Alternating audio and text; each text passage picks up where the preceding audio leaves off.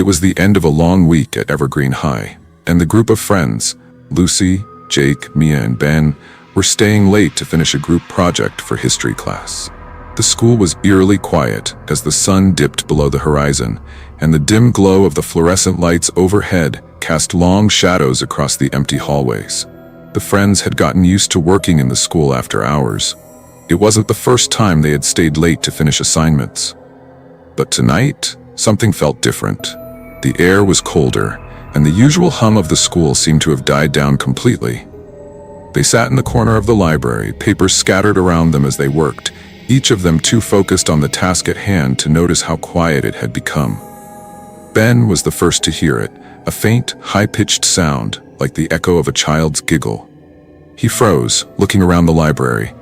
"Did anyone hear that?" he asked, his voice tight with unease. Lucy glanced up, but Mia and Jake didn't seem to have noticed. "It's probably just the pipes," she said dismissively, not wanting to be the one to admit she felt a little uneasy. But then the laughter came again, louder this time, followed by a soft thump like footsteps coming from the hallway. The friends exchanged nervous glances. "Maybe we should finish up and head out," Jake suggested. His voice was calm, but the slight tremor in it told the others he wasn't so sure. As they gathered their things, the lights in the library flickered, and the temperature dropped even further, sending shivers down their spines. Just as they turned to leave, a door at the far end of the library slammed shut with a deafening bang. "Okay, that's it. Let's go," Mia said, her voice rising with panic. But as they moved toward the exit, the hallway beyond seemed to stretch unnaturally long. The door at the end of the hall was now a deep, shadowy black, as though something was lurking in the dark. Suddenly they all heard it, the soft sound of small feet padding along the floor getting closer, but there was something wrong about it. The sound wasn't normal. It wasn't the sound of shoes on the floor, but rather a dragging, uneven motion, as if whoever or whatever was walking was doing so without a head. "Guys, we need to leave now," Ben whispered, his eyes wide with terror. But before they could turn back, a figure appeared at the end of the hallway. It was a child, but its body was strange, contorted, and wrong.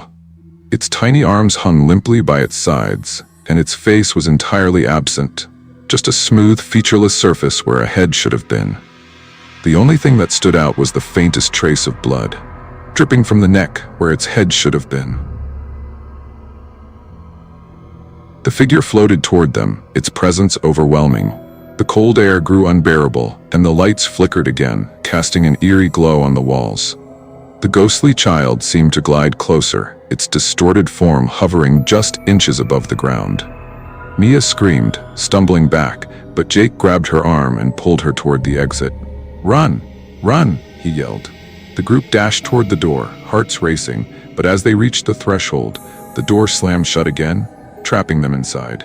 The lights blinked out completely. In the pitch-black darkness, they heard the sound again, that dragging, uneven shuffle, now much closer. And then, a whisper. A child's voice, soft but chilling. "Why did you stay?" The air grew thick, oppressive, as if the very walls of the school were closing in on them. Lucy's heart pounded in her chest as she turned around. The child was right there, standing before them in the darkness. Or at least, the shape of it was. It wasn't moving anymore, but somehow it felt even more menacing, as if it was waiting for something, or someone. Mia whispered frantically, "The ghost of a headless child. They say it haunts this school. It's looking for its head." "Shut up," Ben hissed, clutching his arms as the temperature continued to drop. "This isn't real. This can't be real." But the whisper came again, this time louder, more insistent. "Why did you stay?" Lucy had an idea. "The old legend," she whispered, half to herself. "The boy who was beheaded in the school years ago, he was looking for his head ever since." "We're in his domain now," Jake said, voice trembling. Without thinking, Lucy bolted for the exit.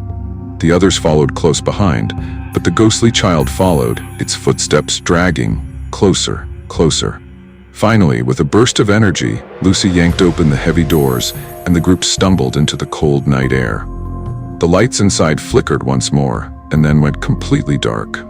Breathing heavily, they huddled together on the school steps, not daring to look back. From inside, they could faintly hear the dragging sound again, but they were too terrified to go back inside to check. The next day, the friends never spoke of that night again.